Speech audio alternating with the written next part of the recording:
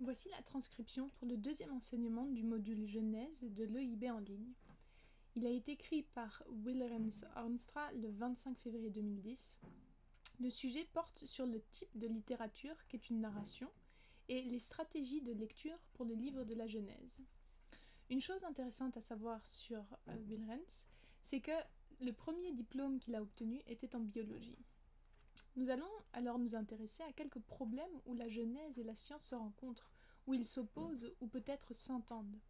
Cependant, nous ne ferons cela qu'en dernier, car cela serait une erreur de venir au texte en s'attendant à ce qu'il réponde à nos questions. Nous devons d'abord mettre ces questions de côté et tenir compte des destinataires d'origine, leur monde, leurs préoccupations. Ils avaient beaucoup de questions très différentes des nôtres. L'évolution ou l'âge de la Terre ne faisait pas partie de leurs questions. Comme nous allons le voir, deux principes fondamentaux à l'étude inductive de la Bible sont cruciaux pour étudier la Genèse. Les destinataires d'origine et le type de littérature. Si nous ne gardons pas ces deux derniers en tête, nous serons certains de mal comprendre la plupart des choses que nous lirons dans la Genèse. Dans ce livre et dans l'Ancien Testament, nous entrons dans un monde différent. Il était différent de notre monde par au moins 4 aspects. Premièrement, c'est la géographie. Il ne s'agit pas de là où nous vivons, il s'agit de quelque part d'autre. C'est en Israël, c'est la Mésopotamie, la terre entre les deux rivières, le Tigre et l'Euphrate. Une partie est en Égypte, mais ce n'est pas où nous vivons, c'est un monde différent géographiquement. Deuxièmement, c'est un monde différent au niveau du langage. Le Nouveau Testament est écrit en grec. La plupart d'entre nous ne lisons pas le grec, mais au moins c'est encore un langage indo-européen comme celui-ci que vous écoutez en ce moment. L'Ancien Testament, lui, est entièrement écrit en langage sémitique et principalement en hébreu. Il y a quelques passages écrits en araméen, donc c'est un monde différent en termes de langage aussi. Troisièmement, c'est un monde différent en termes d'époque. Tout cela se passe il y a très longtemps. C'est plus vieux encore que le Nouveau Testament. Les événements relatés dans le Nouveau Testament couvrent environ une centaine d'années. Ils ont été écrits en 50 ans. La conception de l'Ancien Testament, quant à elle, aurait duré environ 1 millier d'années. L'histoire des patriarches dans la Genèse remonte à plusieurs siècles auparavant, à environ 2100 avant Jésus-Christ. Les 11 premiers chapitres nous font revenir encore plus loin, au-delà du commencement de l'histoire. Bien souvent, ils sont décrits avec le mot allemand Urzeit ou Urgeschichte, c'est-à-dire préhistoire. À première vue, on pourrait croire que nous sommes encore dans un terrain historique solide, que la Genèse nous donne des nombres et des années, et donc que nous pourrions construire une chronologie. Si nous essayons de calculer une date pour estimer le commencement, nous trouverions quelque chose comme 6000 ans. Mais la Terre est sûrement apparue plus tôt encore, et il est généralement dit que ces sources sont très sélectives et incomplètes. Ces 11 chapitres couvrent plus d'années que tout le reste de la Bible, alors qu'ils sont plus courts.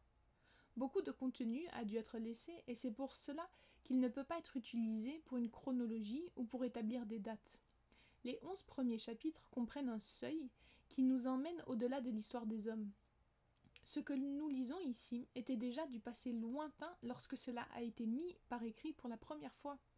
C'est pourquoi nous ne devons pas automatiquement penser que tout est de la pure narration historique et ne pas prendre tout au premier degré, comme on peut le faire avec le reste de la Bible. Certaines parties peuvent signifier quelque chose de différent, comme des récits symboliques. Je reviendrai là-dessus, mais de toute façon, tout ceci est un monde complètement différent en termes d'époque. Et il y a un quatrième aspect à l'égard duquel la Genèse est un monde différent.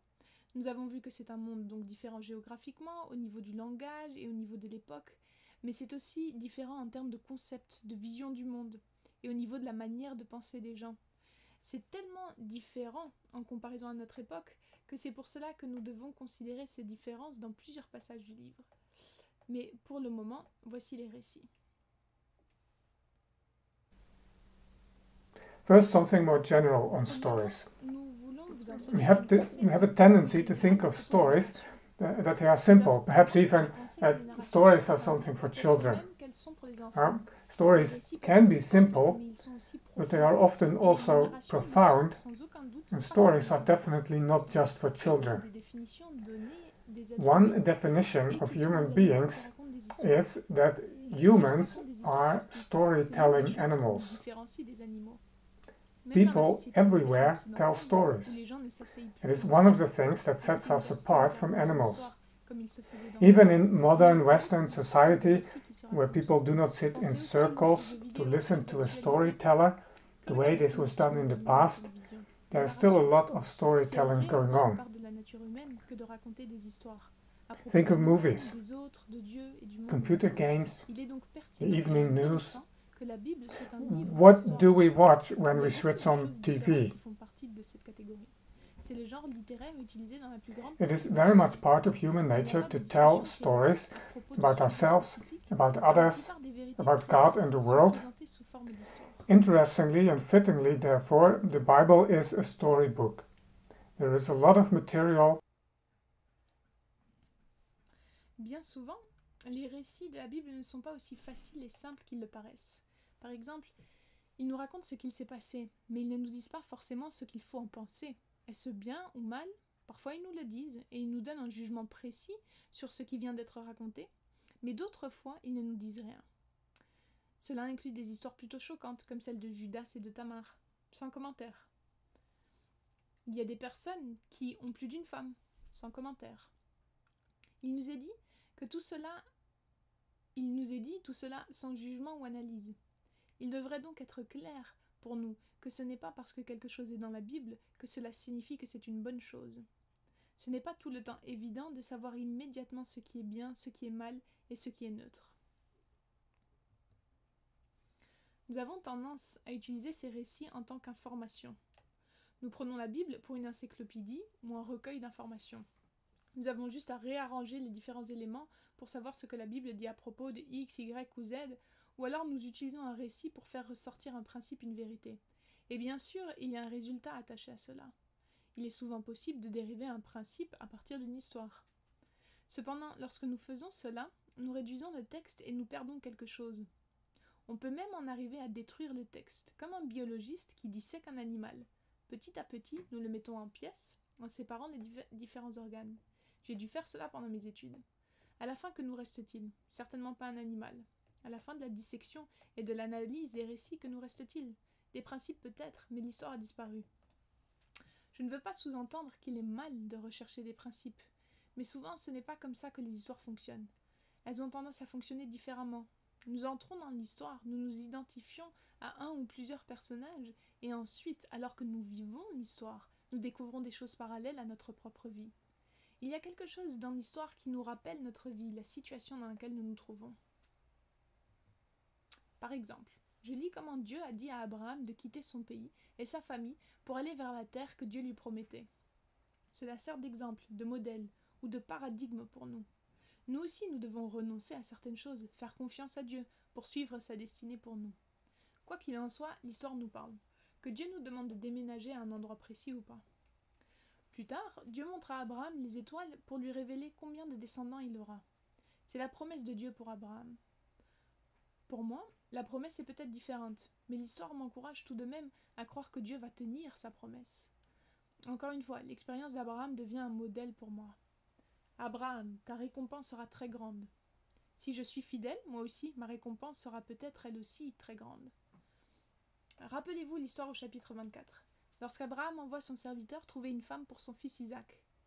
Aujourd'hui, je suis marié et je n'ai pas à partir pour trouver une femme. Et je ne partirai pas non plus trouver une femme pour quelqu'un d'autre. Ce n'est pas ce que nous faisons dans notre culture. Quel est alors le but de cette histoire?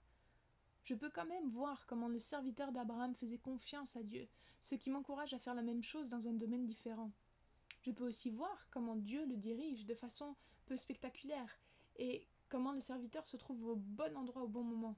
C'est encourageant et ça peut encore me parler dans un cadre différent.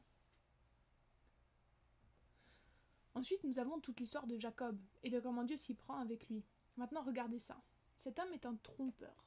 C'est ce que signifie son nom même, et ça décrit aussi ce qu'il fait. Il trompe son frère, il trompe son père. Jacob n'est pas exactement la définition d'un homme bon. Mais Dieu a tout de même choisi Jacob et a commencé à travailler certaines choses dans sa vie. Le trompeur se fait tromper. On découvre qu'il y a un plus grand trompeur que Jacob dans la personne de son oncle Laban. Et quand Jacob se fait tromper, en premier par Laban et ensuite par ses propres fils avec la disparition de Joseph, Dieu travaille dans sa vie. Peu à peu, il le transforme à travers les expériences de sa vie. L'une des situations de crise de sa vie est un moment utilisé par Dieu. En effet, lorsque Jacob retourne à Canaan et qu'Ésaü va à sa rencontre, Jacob atteint le bout de ses ressources. Il ne sait plus quoi faire. Ceci se passe lorsqu'un homme arrive et se bat avec lui pendant la nuit. En quelque sorte, on réalise que ça doit être Dieu, car au travers de cette rencontre, Dieu change son identité. Jacob devient Israël. Et ce n'est toujours pas fini. Sur le chemin du retour vers son pays, Jacob s'installe à Sichem. Il achète même un bout de terrain là-bas, ce qui montre qu'il a l'intention de rester. Mais ce n'était pas l'accord qu'il avait conclu avec Dieu, à Béthel, avant de quitter Canaan. L'accord était que Dieu le bénirait, le protégerait et pourvoirait à ses besoins, et qu'ensuite Jacob construirait un autel à Béthel. Pourquoi Jacob ne va donc pas à Béthel comme il avait promis ? Ce que nous voyons dans l'histoire, c'est que Dieu a permis à certains problèmes de se développer, ce qui a provoqué le départ de Jacob. Et c'est à ce moment-là que nous voyons ce qu'il a retenu. Il demande à sa famille de se débarrasser des yeux étrangers qui étaient parmi eux. C'est dans Genèse 35 au verset 2. Donc apparemment, Jacob réalise que pour aller à Béthel et se présenter devant Dieu, il doit laisser tomber certaines choses. Ce qui est intéressant, c'est que c'est seulement après cela, quand Jacob arrive à Béthel, que Dieu lui apparaît et confirme à nouveau sa promesse. Ceci ne s'est pas passé à Sichem. Dieu ne s'est pas montré à Jacob là-bas. C'est seulement lorsque Jacob, ou Israël maintenant, arrive à Béthel, que Dieu lui apparaît à nouveau. À la fin de ces récits sur Jacob, on peut alors voir comment Dieu a changé et transformé cet homme. Dieu agit avec des personnes qui ne sont pas parfaites. Il prend un diamant brut et le polit jusqu'à ce qu'il devienne un bijou prêt à briller. Il y a beaucoup de choses dans l'histoire de Jacob qui peuvent s'appliquer dans ma propre vie. Ensuite, nous avons le récit de Joseph. Ce récit est une assez grande série d'événements qui racontent une histoire en continu. En premier, il y a le rêve. Lorsque l'histoire commence, je peux faire un parallèle avec ma propre vie, que ce soit à propos d'une promesse de Dieu que Dieu m'ait faite, ou bien un rêve que j'ai eu. Nous voyons le secret de Joseph. Comment est-il arrivé à avoir tant de réussite en Égypte ? Ce n'est pas quelque chose qu'il a accompli, mais c'est une chose que Dieu a accomplie. Un certain nombre de fois, il est indiqué dans le texte que Dieu était avec lui et qu'il le bénissait. Dieu le fit. À la fin, tout se termine bien, ce qui est encourageant. On commence alors à soupçonner qu'en fin de compte, ce n'est pas Joseph le personnage principal de ce récit, mais Dieu. Nous avons aussi l'histoire de la femme de Potiphar, où nous pouvons observer l'engagement de Joseph pour faire ce qui est bon et s'abstenir de faire ce qui est mal. Et si nous observons le contraste avec Judas et Tamar au chapitre 38, juste avant cette histoire, nous remarquons d'autant plus que Joseph se distingue parmi ses frères. L'une des choses que nous trouvons aussi lorsque nous prenons Genèse 3 est un aperçu de la psychologie humaine. La défense qu'utilise Adam est de dire « la femme que tu m'as donnée ». Nous voyons que l'accusation est rejetée et qu'il évite les responsabilités. N'est-ce pas une réaction typiquement humaine ? Voici comment ces récits nous permettent de regarder nos vies, de reconnaître des choses à propos de nous-mêmes et d'apprendre à connaître Dieu. Nous avons la chance de pouvoir nous mettre à la place d'autres personnes et de bénéficier de leur relation avec Dieu. Et cet enseignement va se continuer sur la prochaine présentation.